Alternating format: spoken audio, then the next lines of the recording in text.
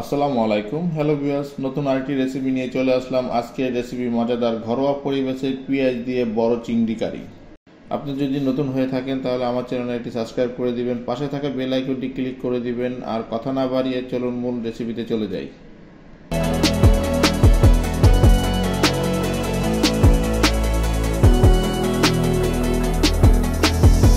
শরীরের জন্য ভালো সরিষার তেল খাওয়া, তাই আমি সরিষার তেল নিয়েছি। আপনি সয়াবিন তেল দিয়েও তৈরি করতে পারবেন। চিংড়ি মাছ পাত্রে দিয়ে দিচ্ছি, মোটামুটি ভেজে নেব। মাছগুলো আগে ভালো করে ছুলে হলদি মরিচ দিয়ে মাখিয়ে নিয়েছিলাম। কিছুক্ষণ পর মাছগুলো উল্টিয়ে পাল্টিয়ে দিচ্ছি। ভিউয়ার্স, মাছগুলো ভাজা হয়ে গিয়েছে, পাত্র থেকে তুলে নিচ্ছি।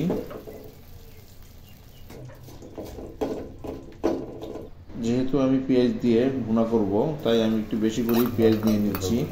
বেশ কিছুক্ষণ পেঁয়াজগুলো তেলের সাথে নাড়তে থাকবো।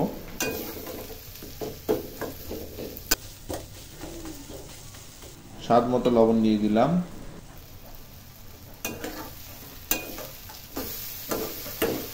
সামান্য পরিমাণ হলুদ দিয়ে দিলাম। লাল গুঁড়া মরিচ দিয়ে দিলাম। কিছুক্ষণ নাড়াচাড়া দিয়ে মশলাগুলো ভালো করে কষিয়ে নেব। কাঁচা মরিচ দিয়ে দিলাম।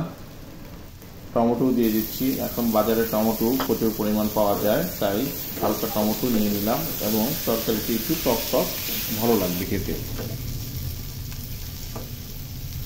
সামান্য একটু পানি নিয়ে নিচ্ছি। হালকা নাড়াচাড়া দিয়ে ঢাকনা দিয়ে ঢেকে দেবো।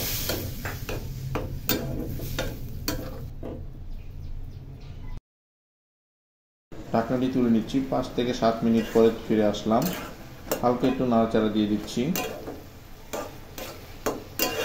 চিংড়ি মাছগুলো পাত্রে দিয়ে দিচ্ছি। মশলার সাথে ভালো করে মাখিয়ে নেব এবং ঢাকনা দিয়ে ঢেকে 5 থেকে 10 মিনিট রাখবো।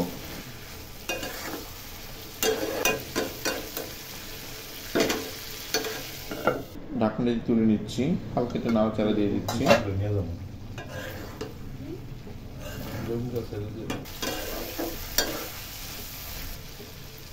ধনিয়া পাতা দিয়ে দিচ্ছি। নাড়া দিয়ে কিছুক্ষণ চুলায় মিডিয়াম দমে রাখবো।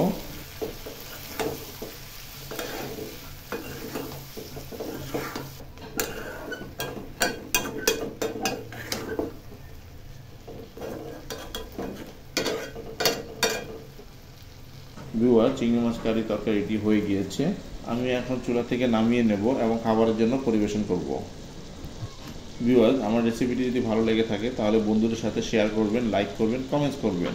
সামনের সপ্তাহে নতুন আরেকটি রেসিপি নিয়ে চলে আসবো। আজকে এখানেই বিদায় নিচ্ছি। খোদা হাফেজ।